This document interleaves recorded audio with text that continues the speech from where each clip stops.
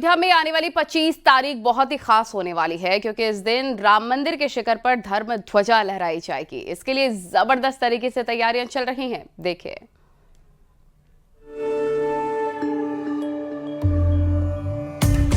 प्रभु श्री राम के धाम अयोध्या में फिर इतिहास बनने की तैयारी हो रही है। राम भक्तों को 25 नवंबर का बेसब्री से इंतजार है क्योंकि एक और दिव्य क्षण आने वाला है, क्योंकि इस दिन मंदिर में धर्म ध्वजा लहराई जाएगी। अभिजीत मुहूर्त में दोपहर 12 से 12:30 बजे के बीच मंदिर के मुख्य शिखर पर भव्य धर्म ध्वज फहराया जाएगा। मंदिर के मुख्य शिखर पर 161 फीट की ऊंचाई पर स्थापित ध्वज स्तंभ पर पीएम मोदी ध्वज का अनावरण करेंगे।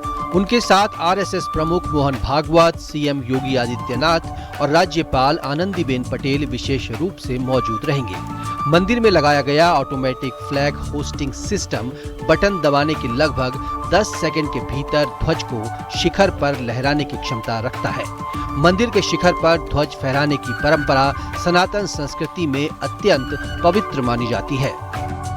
माना जाता है कि मंदिर के शिखर पर फहराया गया ध्वज पूरे क्षेत्र में रक्षा का काम करता है, नकारात्मक तत्वों को दूर रखता है और साथ ही भगवान की उपस्थिति का संदेश भक्तों तक पहुंचाता है। ध्वजारोहण के बाद में मंदिर परिसर दीप सज्जा, पुष्प सजावट और पारंपरिक अलंकरण के बीच एक दिव्य उत्सव धाम में बदल जाएगा, जिसके लिए 25 नवंबर का ये क्षण सिर्फ अयोध्या के लिए ही नहीं बल्कि हर एक श्रद्धालु के लिए एक ऐतिहासिक क्षण होने वाला है। ध्वज को केवल सजावटी प्रतीक नहीं बल्कि मंदिर में दिव्य ऊर्जा के आगमन और संचार का सूचक माना गया है। राम मंदिर के शिखर पर जो ध्वज फहराया जाएगा वो समकोण त्रिकोणीय आकार का होगा, जिसकी चौड़ाई 11 फीट तो लंबाई 22 फीट होगी। ध्वज का रंग हल्का भगवा, मध्य में सूर्य का चिन्ह होगा। कोविदार वृक्ष, ओम प्रतीक चिन्ह भी अंकित होंगे। ध्वजारोहण समारोह सिर्फ एक आयोजन नहीं बल्कि सदियों की आस्था और परंपरा का महत्वपूर्ण क्षण माना जा रहा है।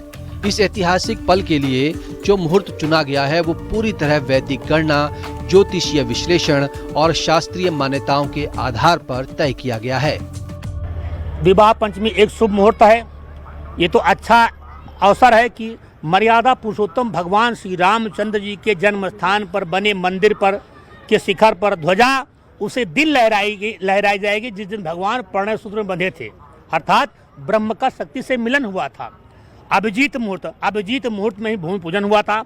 अभिजीत मुहूर्त में ही प्राण प्रतिष्ठा हुई थी। अभिजीत मुहूर्त अर्थात जिसे जीता ना जा सके उसे अभिजीत मुहूर्त कहा जाता है। कोई शुभ और कोई नक्षत्र मिले न मिले, अगर अभिजीत मुहूर्त मिल रहा है तो वह अपने आप में पूर्ण मुहूर्त होता है। और मंगलवार का दिन है, हनुमान जी का दिन है, तो कई संयोग उस दिन दुर्लभ बन रहे हैं। हनुमान जी का दिन है, विवाह पंचमी है और 25 तारीख है। इस 25 तारीख में भी 5 का अंक लगा हुआ है। 5 अगस्त को भूमि पूजन हुआ था और 25 तारीख को झंडा फहराया जाएगा। 25 नवंबर विवाह पंचमी के दिन अयोध्या के प्रतिष्ठित मंदिरों से राम बारात का आयोजन होगा, जिसमें ढोल, करताल, मृदंग के साथ राम बारात निकलेगी। कनक भवन, मणिराम दास छावनी, रंग महल, जानकी महल, राम वल्लभा कुंज, श्री राम हर्षण कुंज और लक्ष्मण किला सहित 12 मंदिरों से राम बारात निकलेगी और इसके साथ झांकियां भी निकलेंगी। अयोध्या अपने अलौकिक स्वरूप को प्राप्त करने जा रही है, क्योंकि कहते हैं ना कि जहां प्रभु श्री राम विराजमान होते हैं वहां सब कुछ अच्छा हो जाता है। और गोस्वामी तुलसीदास जी ने चौपाई लिखी है कि दैहिक दैविक भौतिक तापा, राम राज काहू नहीं व्यापा। अगर हम इस ध्वज की बात कर लें तो इसमें सूर्य है, इसमें ओम है जो समन्वय का प्रतीक है, तो वहीं जो सूर्य है वह सूर्य वंश का प्रतीक है और कोविदार वृक्ष जो है वह इक्ष्वाकु राजवंश का राज चिन्ह है। यानी कुल मिलाकर यह अद्भुत छटा आपको टेलीविजन स्क्रीन पर जब देखने को मिलेगी तो उसे देखकर आप मंत्रमुग्ध हो जाएंगे, जैसे सरयू मैया की इन लहरों को देखकर आप मंत्रमुग्ध हो रहे होंगे। अयोध्या में ध्वजारोहण समारोह में 7,000 से ज्यादा मेहमान शामिल होंगे। रामलला की दिव्य प्रतिमा के मूर्तिकार अरुण योगीराज इस समारोह के विशेष अतिथि होंगे। उद्योग जगत से मुकेश अंबानी, टाटा समूह के सीईओ एन चंद्रशेखरन और L&T के एमडी SN सुब्रमण्यम को निमंत्रण भेजा गया है। फिल्म और कला जगत से अमिताभ बच्चन, अक्षय कुमार, चित्रकार वासुदेव कामत के शामिल होने की उम्मीद है। अयोध्या में राम मंदिर के दर्शन करने आ रहे श्रद्धालुओं में जबरदस्त उत्साह है।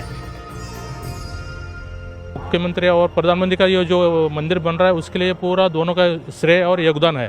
पूरा विश्व में ये राम मंदिर अपना जो हर जगह मतलब पूरा विश्व में नंबर 1 पे एक मंदिर बन रहा है। हमने जब मंदिर फर्स्ट बार देखा तो हमको ऐसा महसूस हुआ कि एक हमारे लिए अपने दिल मतलब भर के आ गया और गौर से ऊंचा हो जाता है। जब हम मंदिर में जब जय श्री राम बोल रहे तो आप अपने आप आंखों में आंसू आना शुरू हो गए। बहुत सुकून दे रहा है यहाँ आने का। यहाँ पे बहुत ही अच्छा लग रहा है। जो हम लोग 20-30 साल पहले जो सिर्फ सुन ही रहे थे, आज हम लोग दर्शन भी कर रहे हैं। बहुत ही शांत लग रहा है यहाँ पे। हम लोग इस घाट पे अभी 2-3 घंटे से बैठे हुए हैं। बहुत इतना बढ़िया लग रहा है। हाँ, इतना अच्छा लग रहा है। ध्वजारोहण कार्यक्रम में आने वाले अतिथियों के लिए एक कार सेवकपुरम और तीर्थ क्षेत्रपुरम में टेंट सिटी का निर्माण किया जा रहा है। कुल मिलाकर जो तैयारियां हैं वो अपने पूरे उरूज पर हैं, पूरे शबाब पर हैं, क्योंकि यहां प्रभु श्री राम के मंदिर पर ध्वज पताका लहराएगी और इसको देखने के लिए तमाम मेहमान आ रहे हैं और इसीलिए ये उनके ठहरने के लिए टेंट सिटी का निर्माण किया जा रहा है। यहां आप देख सकते हैं कि एक बड़े एरिया में टेंट सिटी का निर्माण किया जा रहा है। ये कारसेवकपुरम का टेंट सिटी है। इसके अलावा भी टेंट सिटी का निर्माण किया जा रहा है। राम मंदिर ध्वजारोहण समारोह के दौरान सुरक्षा एजेंसियों ने मोबाइल फोन पर सख्त प्रतिबंध लागू कर दिया है। मंदिर परिसर में श्रद्धालुओं के मोबाइल फोन ले जाने की अनुमति नहीं होगी। प्रवेश द्वार पर विशेष काउंटर्स बनाए गए हैं जहां मेहमान अपने मोबाइल फोन्स जमा कर सकेंगे। दिल्ली में हाल ही में हुए विस्फोट के बाद इलेक्ट्रॉनिक गैजेट से जुड़े खतरे को देखते हुए ये निर्णय लिया गया है ताकि लोकेशन शेयरिंग, रिकॉर्डिंग या फिर किसी भी तरह के सिग्नल इंटरफेरेंस से सुरक्षा में कोई जोखिम न हो। पीएम मोदी के अयोध्या दौरे को लेकर प्रशासन तैयारियों में जुटा है। साकेत महाविद्यालय में 3 अस्थायी हेलीपैड बनाए गए हैं। अयोध्या में हर गली हर कोना राम की भक्ति के स्वर में गूंज रहा है। रामनगरी में पिछले साल प्राण प्रतिष्ठा का भव्य उत्सव हुआ था। 25 नवंबर के दिन भी ऐसी ही भव्यता दिखने वाली है। Bureau report, news 18, UP, Uttarakhand.